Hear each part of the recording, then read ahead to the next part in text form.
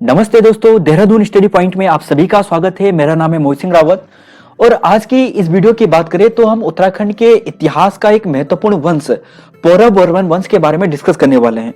यह उत्तराखंड के इतिहास की चौथी क्लास है और इससे पहले जो 3 क्लासेस हो चुकी हैं, अगर दोस्तों आपने अभी तक नहीं देखी तो वीडियो के लिंक हम आपको वीडियो के डिस्क्रिप्शन में दे देंगे। तो डिस्कस करेंगे उत्तराखंड के पौरव वर्मन वंश के बारे में। उत्तराखंड के पौरव वर्मन वंश के बारे में जब हम जानकारी लेने की कोशिश करते हैं तो हमारे लिए जानकारी का केवल एक स्रोत प्राप्त होता है और वह होता है उत्तराखंड में जो तालेश्वर में जो ताम्रपत्र प्राप्त हुआ है। यानी उत्तराखंड के सर्वाधिक प्राचीन जो ताम्रपत्र है तालेश्वर ताम्रपत्र, उसी से हमें पौरव वर्मन वंश के इतिहास की पूरी जानकारी मिलती है। और यह जो ताम्रपत्र है 2 ताम्रपत्र है। एक जो ताम्रपत्र हमें प्राप्त हुआ है वो हुआ है द्विज वर्मन का ताम्रपत्र और दूसरे ताम्रपत्र की बात करें तो वह हुआ हमें विष्णु वर्मन का ताम्रपत्र। तो पौरव वर्मन वंश का जानने का जो एकमात्र स्रोत है, सर्वाधिक सबसे बड़ा जो स्रोत है वह है तालेश्वर का ताम्रपत्र और यह उत्तराखंड के इतिहास में सर्वाधिक प्राचीन ताम्रपत्र भी है और इसी के आधार पर हम पौरव वर्मन वंश के इतिहास की जानकारी लेते हैं।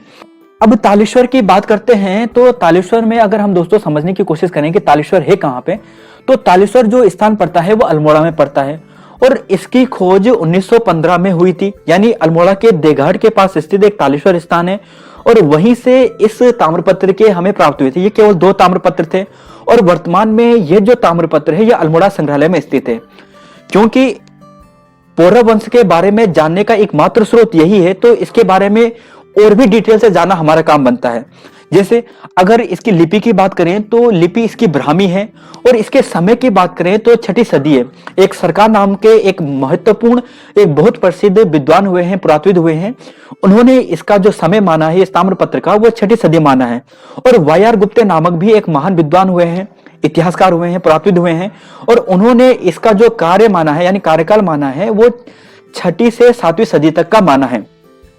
अब यहाँ पे दोस्तों मैं एक चीज और भी बताना चाहूंगा, जब ये ताम्रपत्र प्राप्त हुआ था इसी के साथ यानी दोनों ताम्रपत्र के साथ, एक विष्णु वर्मन के ताम्रपत्र के साथ भी और एक द्वितीय वर्मन के ताम्रपत्र के साथ भी एक एक मुद्रा प्राप्त हुई है। और उन मुद्राओं की बात करें तो यहाँ पे संस्कृत भाषा का प्रयोग हुआ है और ब्राह्मी लिपि का प्रयोग हुआ है और इसका जो समय माना गया है वह 4वीं और 5वीं सदी के बीच में माना गया है। तो तालेश्वर ताम्रपत्र से जो मुद्राएं प्राप्त हुई है, एक तो अभिलेख हुआ तालेश्वर ताम्रपत्र हो गया, उसके साथ ही हमें एक एक मुद्राएं भी प्राप्त हुई हैं और इन मुद्राओं की जो भाषा है वो संस्कृत भाषा है और लिपि ब्राह्मी है। जबकि इनका जो कार्यकाल है यानी जो इनका समय है वो 4वीं से 5वीं सदी का है, जबकि ताम्रपत्र का जो समय है वो 6ठी से 7वीं सदी का है। तो यह भी आपको विशेष ध्यान रखना है। ये तो मुद्रा की बात हो गया। अगर दोस्तों अब आते हैं यहाँ पे पौरव वर्मन वंश के कर्म की बात करते हैं। हम इसी ताम्र अभिलेख के आधार पर इनके कर्म को जानने की कोशिश करते हैं। तो पौरव वर्मन वंश में जो कर्म बताया गया है राजों का, सबसे पहले बताया गया है विष्णु वर्मन का, फिर विश्व वर्मन का, इसके अलावा अग्नि वर्मन का और है द्विज वर्मन का। तो पौरव वर्मन वंश का जो कर्म है वो इन 4 राजाओं का है, विष्णु वर्मन का, वृष वर्मन का, अग्नि वर्मन का और द्विज वर्मन का। लेकिन दोस्तों एक इतिहासकार और हुए हैं के.पी. नौटियाल, वह मानते हैं कि यह 5 राजा थे। सबसे पहले विष्णु वर्मन हो गया, उनके बाद विश्व वर्मन आए, फिर श्री अग्नि वर्मन आए, फिर द्विज वर्मन आए और लास्ट में विष्णु वर्मन आए। यानी विष्णु वर्मन 2 हैं।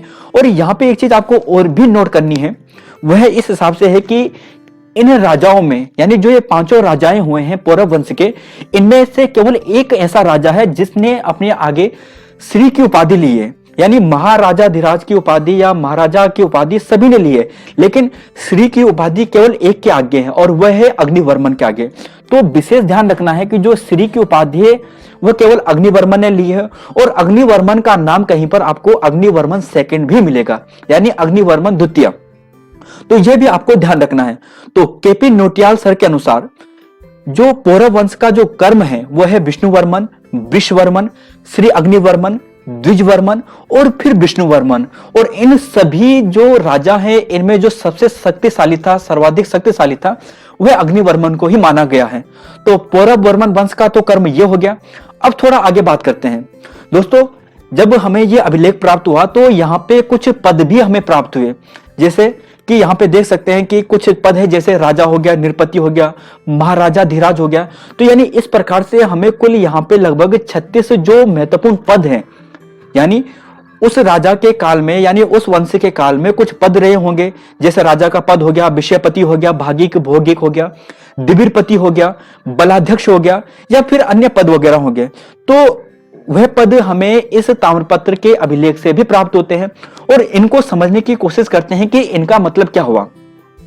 अगर इन अभिलेखों में जो ये पद मिले हैं इनको समझने की कोशिश करते हैं, जैसे बात करें राजा, तो आप सभी समझते हैं राजा हो गया, नृपति भी राजा ही हो गया, महाराजा धीराज भी राजा ही हो गया, महाराज भी राजा ही हो गया, और कुमार मात्य। देखो दोस्तों, मात्य एक अमात्य शब्द से बना है। अमात्य शब्द आपको जो मौर्य वंश है वहां पर भी मिलेगा, गुप्त वंश है वहां पर भी मिलेगा, और अमात्य का मतलब होता था मंत्री। तो कुमार अमात्य का मतलब शायद यह रहा होगा जो राजा का पुत्र है उसका कोई मंत्री, तो कुमार अमात्य यह होगा, राजपुत्र, और ऐसे ही फिर राज अमात्य होगा, यानी जो राजा का मंत्री हो वो राज अमात्य होगा। फिर एक नाम आता है दोस्तों यहाँ पे पीलूपति। कुछ अन्य नाम मैंने नीचे भी डिस्कस किए, वहां पे भी डिस्कस करेंगे, लेकिन अगर पीलूपति की बात करें तो ये भी एक काफी इंपॉर्टेंट नाम है, क्योंकि इसका अभी हमें पूर्णतः साक्ष्य नहीं प्राप्त हुआ है। और अगर हम गुप्त वंश की बात करते हैं तो गुप्त काल में भी हमें एक पीलूपति का नाम मिलता है। और पीलूपति एक अधिकारी होता था, एक प्रकार का सेना अधिकारी होता था, जो अश्वपति होता था, गजपति होता था, या बलाध्यक्ष होता था, यानी जो हाथियों का अध्यक्ष होता था, जो हाथी सेना का अध्यक्ष होता था, या फिर बात करें जो घोड़े की सेना का अध्यक्ष होता था, या फिर तीनों सेनाओं का, जल थल वायु जिस भी प्रकार की सेना हो उनका अध्यक्ष होता था, उन्हीं में एक नाम आता था पीलूपति, और इन सभी का प्रमुख उसे माना गया था। तो यानी पूर्णता तो हमें पता नहीं चलता, लेकिन यह अनुमान मान के चलते हैं कि यह जो सेना एक प्रमुख अधिकारी था और इन सब में से प्रमुख था, यानी अश्वपति से भी था, गजपति से भी था, बलाध्यक्ष से भी था। और ऐसी अगर हम बात करें 12वें नंबर पर संदीप विग्रहिक। संदीप विग्रहिक यानी वर्तमान में जिसे बोले विदेश मंत्री, और इसका काम यह होता था कि युद्ध के समय जो संधि कराने का काम होता था वो इसी का काम होता था। बाकी अन्य जो महत्वपूर्ण पद है दोस्तों हमने यहाँ पे डिस्कस किए हैं। और जैसे एक पद है यहाँ पे 19वां है विषयपति। विषय बोला जाता है जिले को, और विषयपति यानी जिले का पति, तो जिले का भी एक पति रहा होगा, जिले का एक स्वामी रहा होगा, वही विषयपति हुआ। अब जो अन्य महत्वपूर्ण पद है वो हमने यहाँ पे भी रखे हैं आपके लिए, जिससे आपको समझने में आसानी और भविष्य में एक भी प्रश्न आपका यहाँ से गलत ना हो। जैसे अगर आप बात करते हैं प्रतिहार की, तो प्रतिहार का मतलब होता था कि जो महल में जो व्यक्ति प्रवेश करते थे, चाहे अतिथि प्रवेश करे या कोई भी व्यक्ति प्रवेश करे, तो उन्हें प्रवेश कराने में सहायक वाला जो व्यक्ति होता था, उन्हें सहायता देता था, वह व्यक्ति प्रतिहार होता था, यानी उसका जो प्रमुख होता था वो प्रतिहार होता था। ऐसी बात करें राजद्वारी की बात करें तो राजमहल का एक प्रकार का प्रहरी, या यूं कहे कि एक प्रकार का सुरक्षा गार्ड।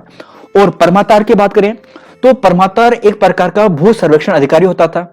ऐसे दोस्तों अगर हम बात करते हैं जयनपति का, जयनपति यानी जो पैदल सेना होती थी उसका एक प्रमुख होता था।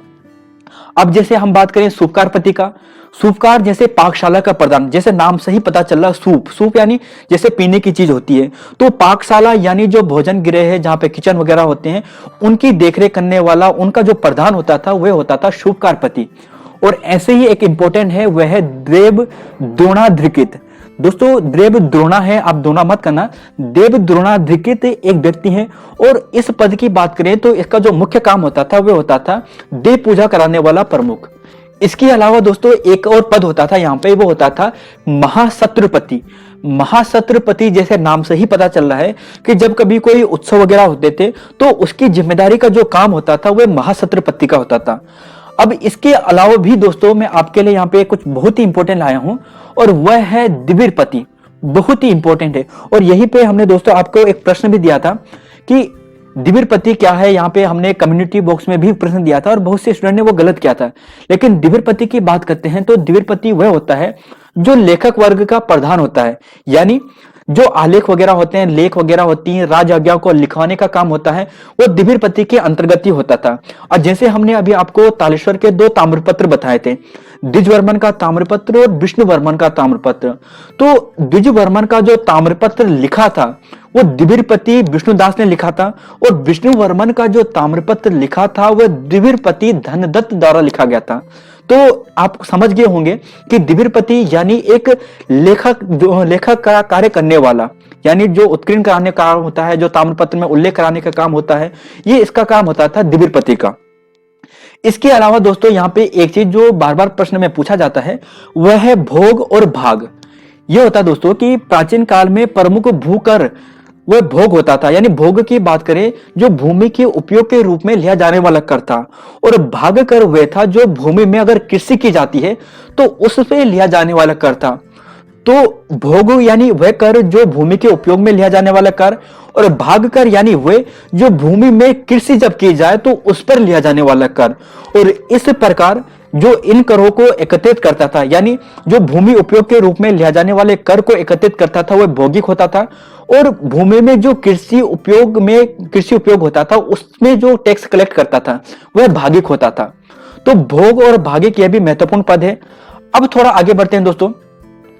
अगर अब हम बात करते हैं भूमि की, जैसे अभी जब भोग भाग की बात हुई है तो भूमि इंपॉर्टेंट है, और भूमि की बात करते हैं दोस्तों तो पौरव वंश में भूमि को दो भागों में बांटा गया। एक होता है केदार भूमि और दूसरा होता है सारी भूमि। केदार भूमि यानी एक मुख्य भूमि जो उपजाऊ भूमि होती है, सिंचित भूमि होती है, और सारी भूमि यानी वह भूमि जो गांव या उनके आसपास से दूर हो, यानी काफी दूर हो, जंगल में हो या कहीं दूर हो, वह होती है सारी भूमि।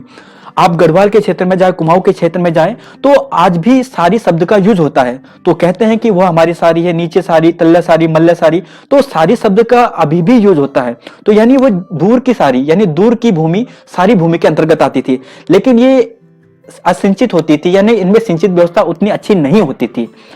अगर हम भूमि की बात करें और बात करें दोस्तों तो इसमें राजस्व मापन भी होता था, और राजस्व मापन की दो तीन महत्वपूर्ण प्रणाली थी। एक थी द्रोण, एक थी कुल्या और एक था खारी। तो राजस्व मापन की तीन महत्वपूर्ण प्रणाली थी, एक था द्रोण, कुल्या और खारी। अब यहां पे अगर बात करें दोस्तों वो आता है द्रोण वाप। अब आप वाप से कंफ्यूज मत होना, क्योंकि जो वाप शब्द है वे संस्कृत भाषा का एक शब्द है, और वाप का अर्थ होता है बीज बोना, यानी एक द्रोण बीज बोना। और एक द्रोण बीज बोने का मतलब हुआ दोस्तों कि 32 सेर या फिर यूं कहे 16 नाली, यानी 32 सेर की आवश्यकता पड़ती थी एक द्रोण वाप में बीज बोने के लिए, और 16 नाली या उसे हम 16 नाली भी कह सकते हैं। इसके अलावा अगर दोस्तों हम बात करें कुल्या वाप की बात करें, और कुल्या वाप भी यही हुआ 8 द्रोण के बराबर होता था, या फिर यूं कहे 256 सेर के बराबर। और यदि हम बात करें एक खारी वाप, और खारी वाप में अगर आप देखें तो सबसे बड़ी इकाई होगी जो 20 द्रोण के बराबर होती थी, या फिर यूं कहे 640 सेर के बराबर होती थी।